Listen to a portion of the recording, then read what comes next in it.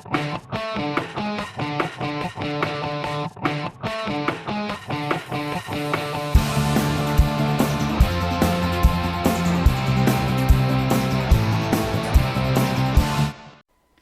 Miles has worked over the years with the proverbial who's who of contemporary music. Whitney Houston, Luther Vandross, Michael Jackson, Aretha Franklin, Chaka Khan, Michael Brecker, Grover Washington Jr., and many others. He has performed at top festivals and venues throughout the world, including Monterey Jazz Festival, Jazz Aspen, Umbria Jazz, North Sea, Jacksonville Jazz Fest of New Orleans, and the Tokyo Blue Notes. Well, welcome Jason Miles to the show here in the great state of New York. Marlboro, New York. Marlboro, New York. That's hard to say. Marlboro, yeah. Marlboro. Well, you know, this is like, you know, the center of the musical universe some nights here, you know, at the Falcon. They've got some good people that have played here. So you live in the area? I live very close to here. Yeah, no, not very close, but I live about 20 minutes away. Yeah, you go. Nice up here. That's why I live here. Nice, and it's cheaper than across the river. That's where I'm at, staying. Across the river? Across the river. Okay, well, you know, whatever works. So what was music part of your life at an early age? Our music was, you know, it was like, you know, your parents were kind of discovering music on their own because, you know, my mother loved the big bands and Frank Sinatra and everything, you know.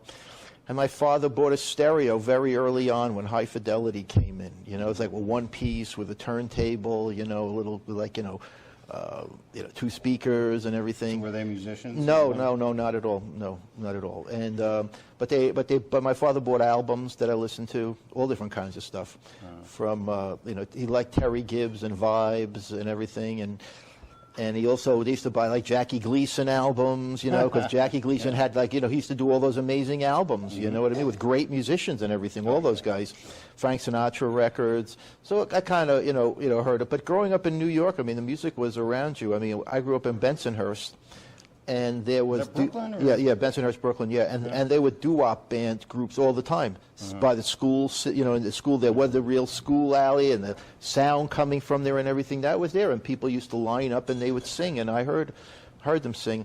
But the first wedding that I ever went to when I was very young, I heard a band there, and I was like fixated on the band, you know, and I wanted to play drums. I was like that. My parents didn't want me to play drums, and so it came down to where I started playing accordion.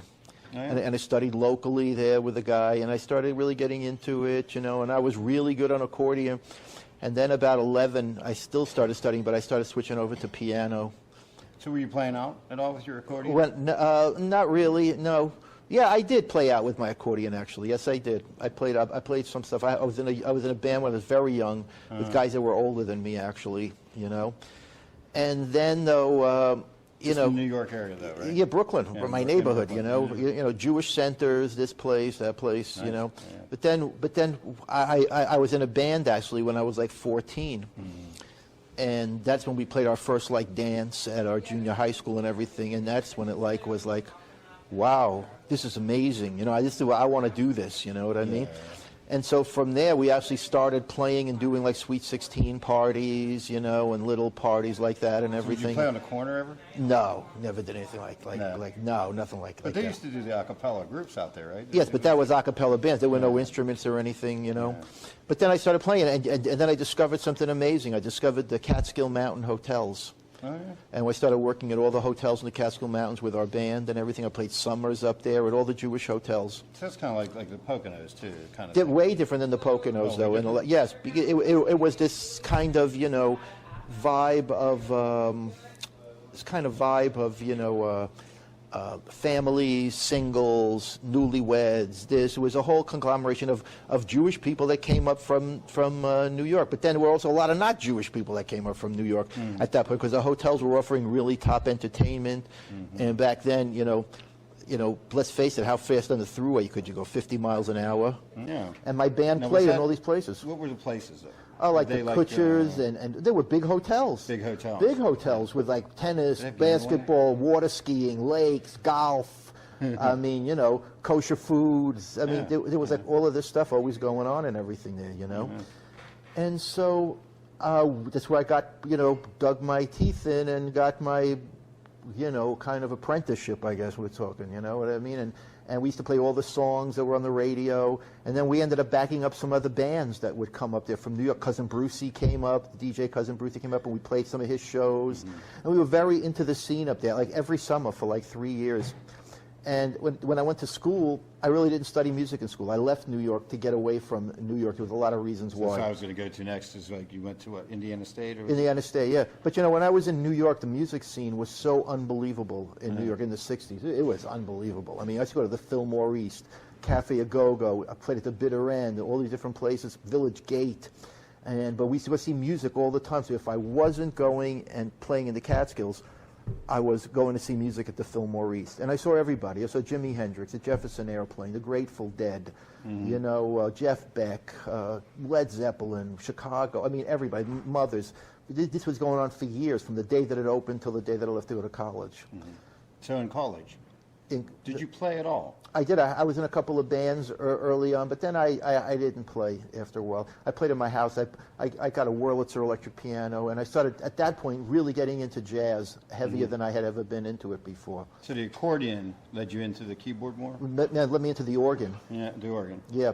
So I started playing organ. Do you have a Hammond B3? No, couldn't yank it around. I had a Farfisa Duo compact organ with a Leslie tone cabinet. It was cool. Yeah. It was very cool. You could get the background. Absolutely, man. It was really cool. And that was happening, you know. So, I mean, I got a good kind of education from the scene. I studied with a great jazz piano teacher, Rector Bailey, his name was, and he taught me a lot about music. And where was that? That was in Brooklyn. School? No, that was in Brooklyn, yes. Okay. That was in a bad neighborhood in Brooklyn. Ooh. And my parents let me go there.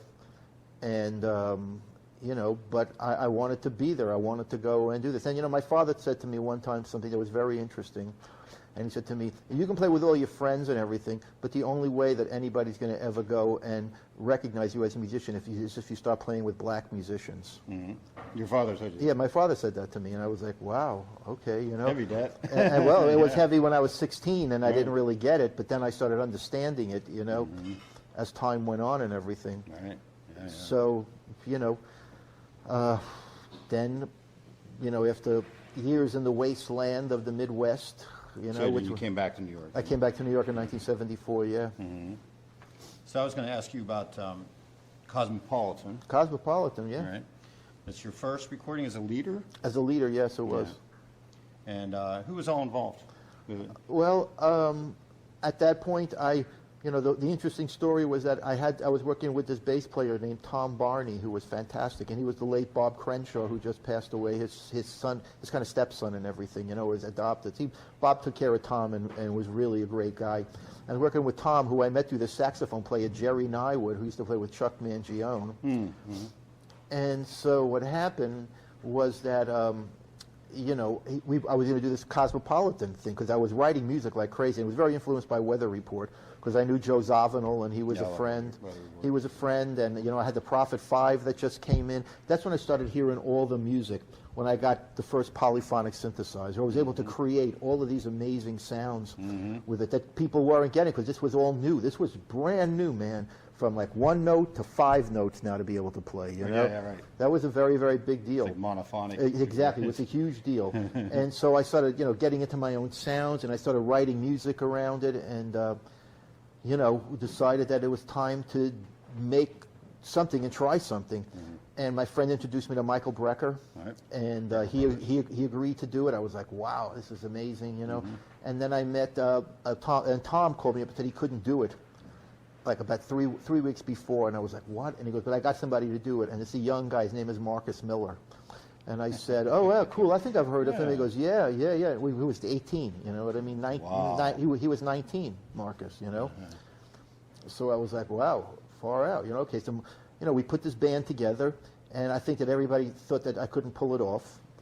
And then we went into the studio and we made this very cool album that I put together with the new way recording, overdubbing, went to the state-of-the-art studio to mix it with a great engineer, and started like getting a few little fans here and there about, well, this guy's interesting, you know? Yeah. And I started building up my whole vibe of knowing about synthesizers.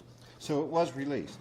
No, it was never released. That's what I was going to ask you, because I read it was not released. No, it was never released. No. So will it ever be? I highly doubt it, because if I do a show and I bring CDs to sell, new CDs, a lot of times I bring Cozmopolitan and just give it to somebody if you buy a CD, and just let them have that as an archive and piece of history. It's a really good album.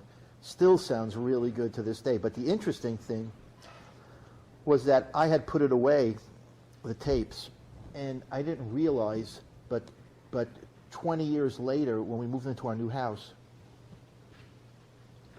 I went around and I said, wow, these tapes, wow, that's like Cozmopolitan. Look at that, man, you know, because we couldn't sell it. Right then it was the end of disco, and all the record companies fell apart in the early 80s, you know. And what happened was that I went and, you know, got these tapes baked and put them on Pro Tools and listened to the whole album back, and I said, wow, look at that. I could fix this and fix that and fix this. Yeah, when you and I started fixing little things that bothered me all these years. And so then I went and I pressed up some copies and made this. And, you know, you start to realize, man, that people mostly are full of it. I'm sorry, people, you know, but everybody that told me they would buy it never bought it, you know. And, oh, you'll sell all these copies because you got Michael and Marcus and everybody else in it, you know.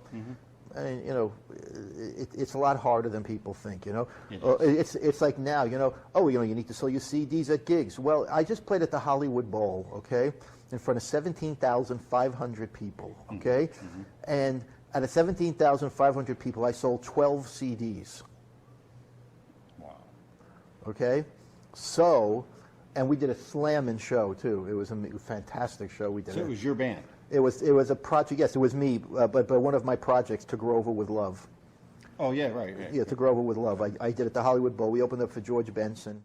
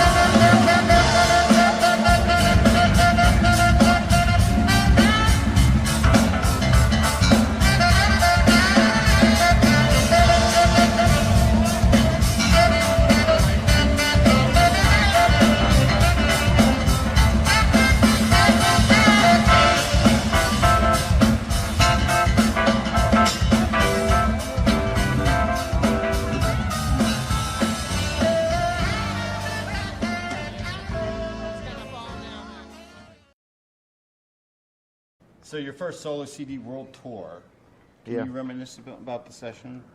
Well, yeah. Well, it went on for like 3 years making that record. Really? Yes, it did, because you know, when I was making it back then, I was also making a lot of albums with a lot of other people. And so I would make stuff in between and everything like that. And actually how that happened, the world tour, my dear friend Bob Berg, who was one of the greatest saxophone players that I know, and we grew up in Brooklyn together, we were dear friends, and he said to me, you know, you're doing this thing, man, you know, the way that my thing started really starting out for real was when I did my first solo album. You probably should do a solo album. And I really started thinking about it. I thought, wow, it's a good idea. So like around end of 89 into 90, I started like writing some tunes and coming up with some stuff, and it turned into world tour, like 2-3 years, you know, 3 years in the making. Because, you know, if I was working, then I'd be working with Luther Vandross for like 3 months. My equipment wasn't home. I had nothing to work on because everything was in the studio. I'm going to get back to that one. Go ahead. Get back to that one, to Luther. Why do you feel Mr. X is an under-the-radar endeavor? Mr. X was like a tweener in a lot of ways. You know, It was, to me, what I felt contemporary jazz should really be, a mixture of all of these different things, okay? And I got songs from Yvonne Lins that we did, and I wrote songs, and I co-wrote some stuff with other people, and I called all my friends to kind of try to make it like a jazzy Quincy Jones kind of vibe going on with different people featured. Because if you look at Quincy Jones, he never played a note on any of his records, but he's Quincy Jones, so why can't I be Jason Miles and bring this and everything? That's a good album too, Mr. X. It really is. Under the radar and underrated. I got one tune on there called Prophecy with this Iranian singer, Susan Dehem, man. It's a killer. I got Yvonne Lins doing this tune, Confines. Crazy good. I got Michael Brecker did this other tune called Topanga Tango, which he plays amazing on, man, because that's what Michael and our relationship was. Our relationship wasn't built on jazz. It was built on the contemporary side of Michael. If I just wanted him to play on some jazz record, he could do that 5 days a week. But when we did something together, it was always a little more in the pocket of a little bit maybe more commercial, but on a high level of creativity. And he used to really like that a lot. And we collaborated on a number of things together because he still did that. How many pop albums did he play on? How many Brecker Brothers albums? All of that stuff. The Brecker Brothers all the time. Well, yes. You can bands like Snarky Puppy and everything can thank the Brecker Brothers because they were the trailblazers, you know? They were. Yeah, they were, for sure. So, do you have a favorite album you've produced and why? A favorite album I've produced?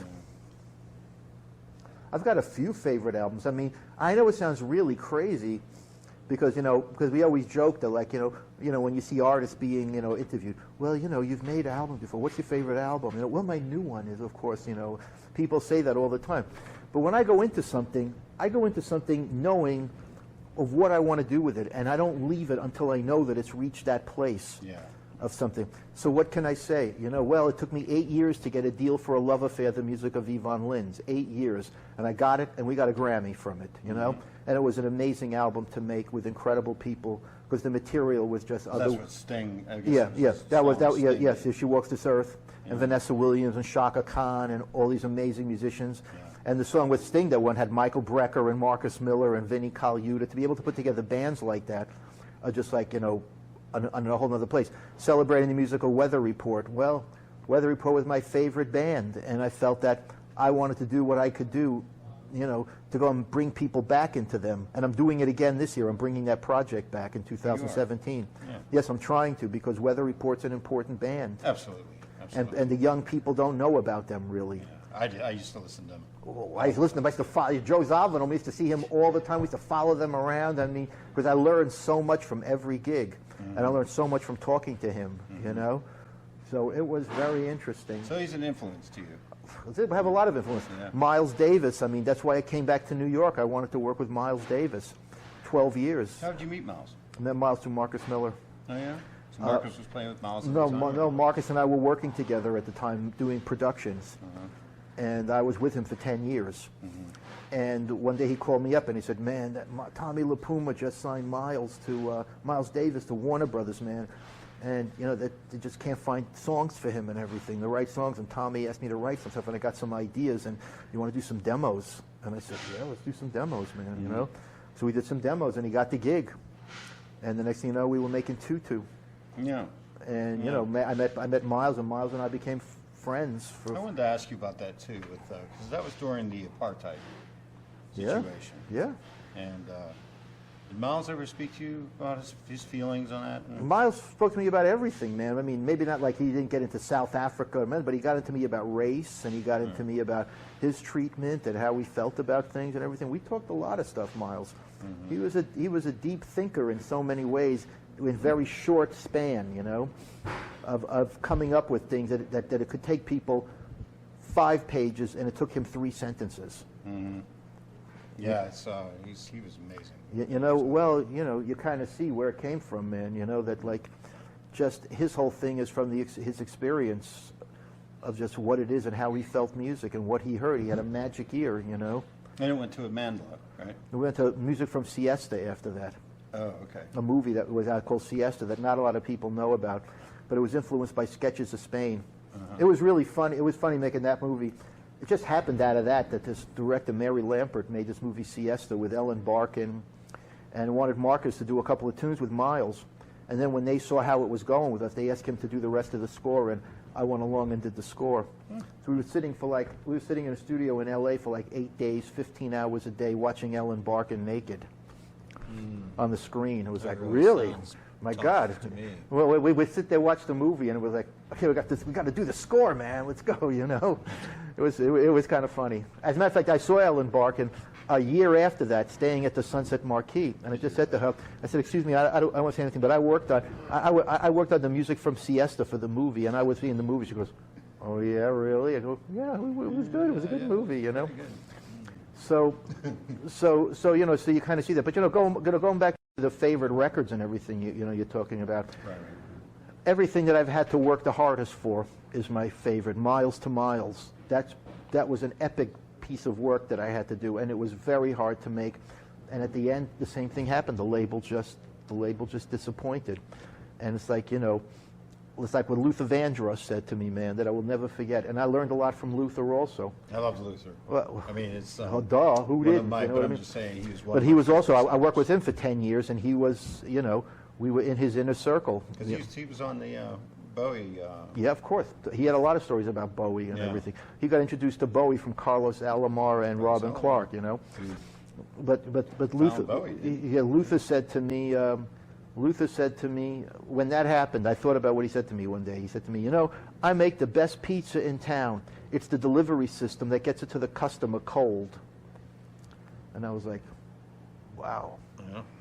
Isn't that the story? Yeah. And it was like, yeah, that's true. And I feel that way about some of the albums I made, you know. It's like you put under the pressure to make this, and you make this great album, and then you hand it off. I take it, I bring the team down to the 5-yard line, man. It's been a drive and a half. We're pounding it in, and then all of a sudden I hand it off, and they fumble it at the goal line. And that's a lot of times how it is, you know. So many times we know, they guess. Right. Yeah. You know. And so, you know, so all these albums. Another thing was I produced this artist from Nashville, Suzy Bogguss, when her career was kind of waning some and everything, and we made a different kind of album for her, and it was an album that brought her back up. It's a beautiful album called Sweet Danger. It was a good moment for me when I told her about a vision that I had, and she actually went for it, and we were able to complete that in exactly the way that we thought we would be able to do it. And in between, you know, there's all these, you know, different things. Gato Barbieri, I always wanted to work with Gato when I saw him at the Village Vanguard in 1975, and then all of a sudden I get a chance, and what happens? I get him a Latin Grammy nomination, and he gets Billboard Latin Jazz Album of the Year, you know? And these are things that make me feel like, you know, that the vision that I had and the vision that I have for these people, I know I'm correct. I mean, when we made these albums like Luther, I'd be in the studio for 3 months straight every day just to cutting tracks and making stuff with my synthesizers and everything.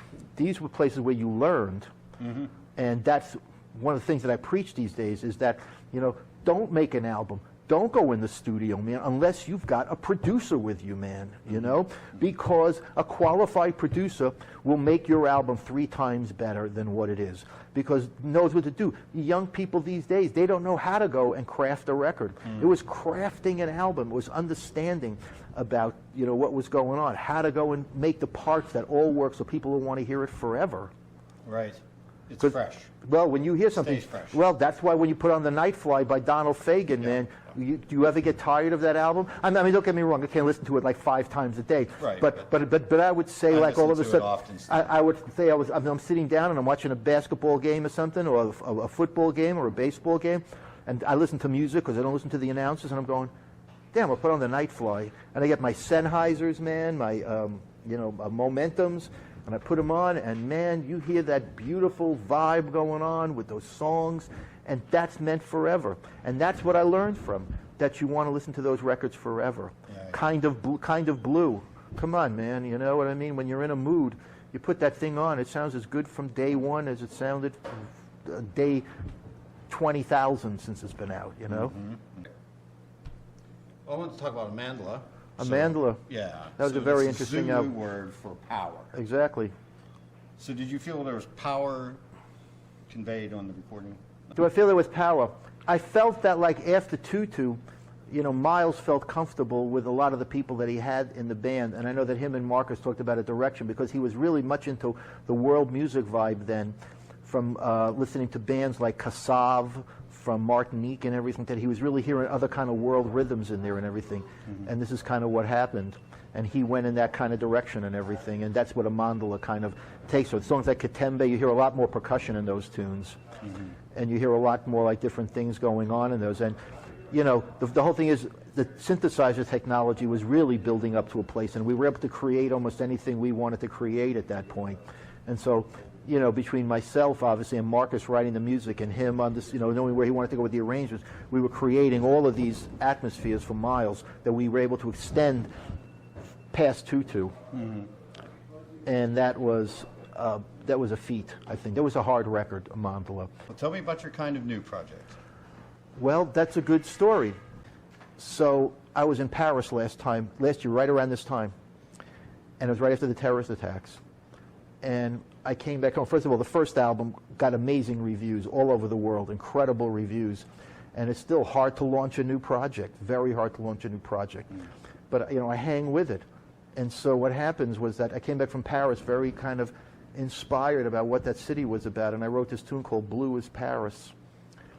And I called up Russell Gunn to play trumpet on it, because Russell was funky, and that's part of the thing, that I wanted to go much more funky on the project, you know? I wanted a horn player that could also feel what funky was, you know? And he wrote great melody on that. But when he got it back, I said, this isn't really enough, I said. And I ended up doing the song 9 times with 9 different artists. And now the album's coming out in April, the new kind of new project. It's called Blue is Paris. And it's one song done 9 different ways with 9 different people.